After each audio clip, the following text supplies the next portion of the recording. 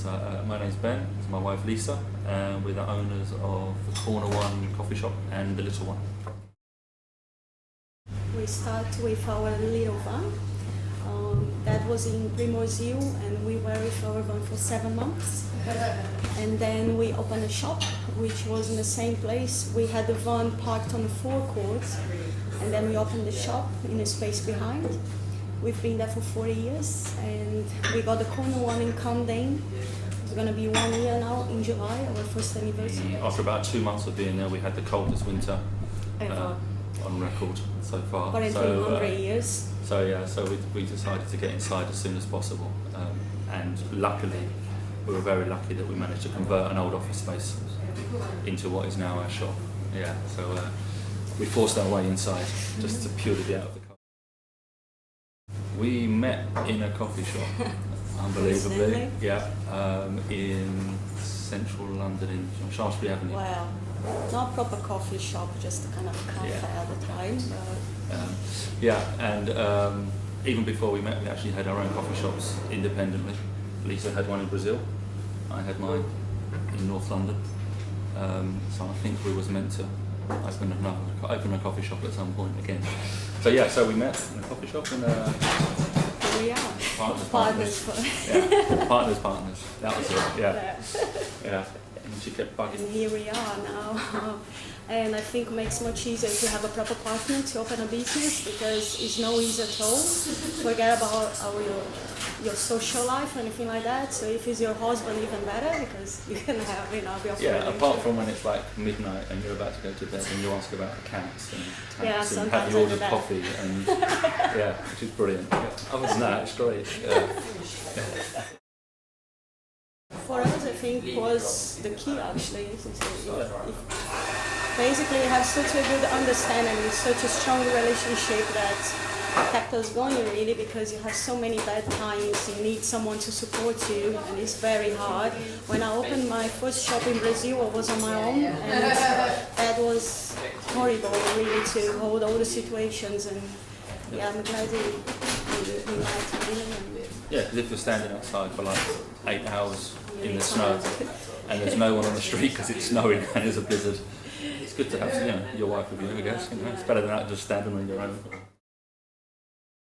Yeah. Well, we didn't save that much money actually. Everything we are building, everything every week could have a little bit more money, so you could buy a little bit more. And we did a lot of the work ourselves. Yeah, we did mostly ourselves.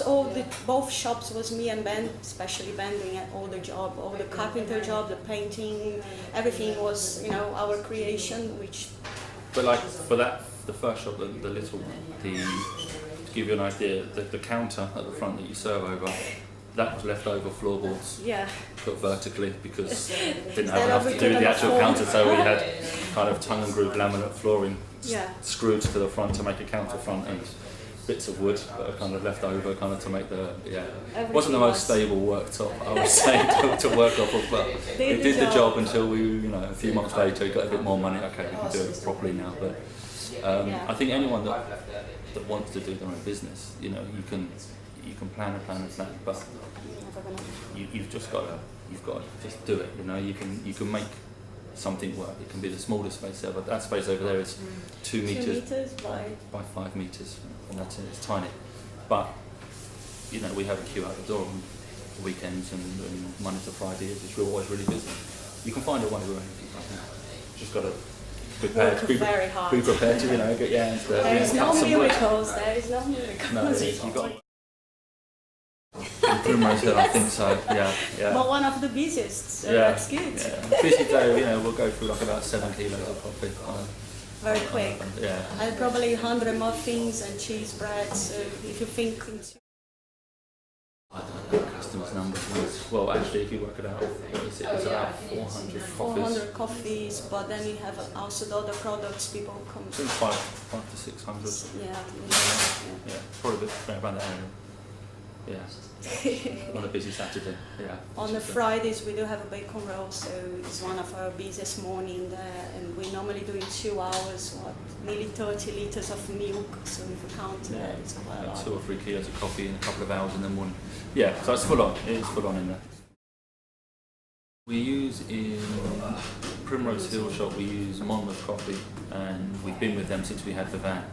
Purely because when we was outside with the van, the weather changes so much and that affects the grind of the coffee, and so you wanted something that's really stable, and Monmouth seems to be the most stable of all the coffees. It's got quite a especially for Brazil, outside. Colombia, which is, you know, got some Very nice strong. chocolatey notes, quite sort of deep, round kind of taste.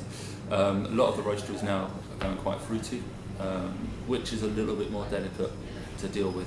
So for that shop over there, because of the quantity and the turnover, we stayed with Monmouth, and it's a really nice coffee. Have a guest sometimes. We did use has been coffee, Caravan, Ozone. Yeah, we have two ones in, but our main one is. Our main one there is Monmouth, Yeah. and shop in Camden we use Nude. We do have a guest as well. At the moment for V60 we are using Notes, which is the mix of a Brazilian one beans now at the moment. Nudes on Brick Lane, so we can call them up and, you know, have our weekly delivery sent over to us, you know, the same day. They're really cool. You go into the roastery, offer you any kinds of coffee you want. Very nice people. And they're always off getting new beans, going to different farms. So the owners are in and out quite a lot, which is good because they have different batches. You know, especially for the V60, for the pour over, that'll change every couple of months. So at the moment, I think we've got like one from Ethiopia, and then we'll have all different areas: Kenya, Colombia, Nicaragua. It varies. Yeah. Generally, you want to wait about a week to let everything degas before it can actually come to the shop. If it comes straight out of the roast, people think that the fresher it is, the better it is. Like it's come straight out of the roasting machine and straight into the hopper and straight into a cup. It's going to be great, but it's not. It's going to be full of gas, which is caused by the whole roasting process. So yeah, you want to let it rest for about 7 days. Yeah. Usually about 2 weeks after it's been roasted is Yeah. probably when it's at its best, 2 to 3 weeks after. Definitely. And that's why now you'll see in lots of shops the grinders that go straight from beans, they grind and come straight out, whereas it used to be it would go into that little kind of holding pot and they'd pull it out. But lots of shops were grinding tons of it, and within about 20 to 30 minutes it starts going stale. Yeah. The ground coffee. So you want it to be the beans and then straight into the hopper. I don't know. Good for the smell in the fridge, maybe. I think, yeah, it kills all the smells in the fridge, which might be a good thing. I'm not sure how good it is to keep it in there. Wouldn't recommend it. If they're doing that, then I'd say they should buy smaller batches and just use what they've Yes, got. Yeah. definitely. Espresso Blend as based, well, yeah. If yeah. it's a blend, if it's 3 beans or 2 beans, it's generally between 15 to 17 pounds a kilo. And then the custom would buy, if they wanted to buy, Probably what, 18, 19 pounds. 20 to 22, around that sort of area, you know. But again, it depends on the coffee. Yeah. If it's a single origin, if it's won the Cup of Excellence, which is kind of the World Cup of coffees. Sure, that's going to be more expensive Then for yeah, everyone. you can pay. God, I don't even know. We've never had one, so I don't want to know how much they cost. So the blend is what it is. I mean, it's like at the moment we've got 60% Brazil and 40% El Salvador, which is the Nude East blend. So that's from 2 farms. So to have a blend, you're going to have different farms basically, from different areas maybe. Single origin, it's coming from 1 farm. So for our pour over, it's Yigashef, Ethiopia, and that's Work Shiloh, I think is the farm. So it's basically just the region, like you hear names like the Yigashef or the Bourbon, or they're different varietals, they're different types of plants that have grown the coffee. And it sounds really confusing, but it's not too bad. The names sound very confusing, but So the orange one is more like a speciality, isn't it? It's a bit Yeah. more rare than, so that's why it's more expensive. like you go into a coffee shop and there'll be we've got a 3-group coffee machine, so you'll have 2 groups with like the blend, which is the standard, Espresso, yeah. and then you can have one as a single origin. And you know, we've had one single origin from Nude, and it tastes like spicy kind of tomatoes. Yeah. The taste, and people have trouble getting their head around that. They're like, that's not coffee. That doesn't taste like coffee.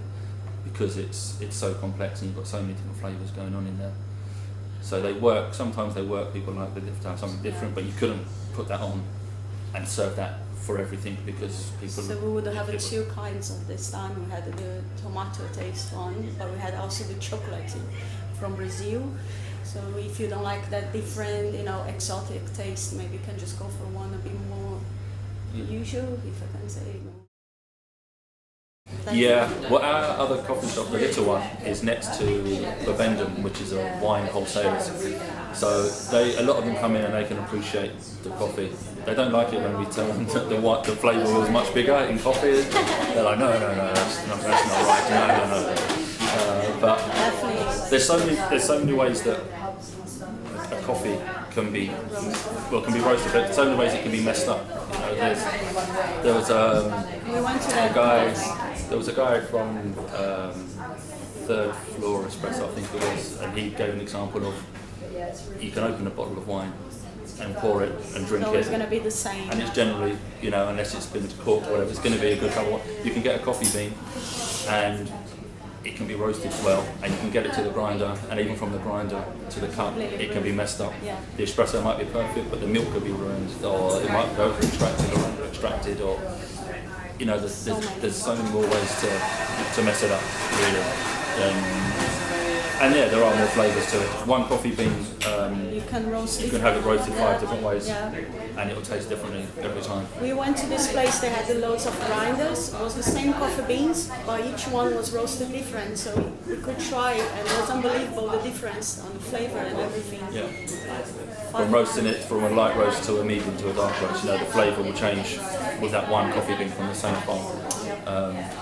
So yeah, I think there's definitely more scope with coffee than with wine, but I won't say that to the vendors. Yeah, then you've got the people that are serving it as well. So many. You could buy the most expensive coffee there is, from the best crop that there's been, and the barista could mess it up, or you could take it home and make it yourself and mess it up, But generally, yeah, there's a lot of variables.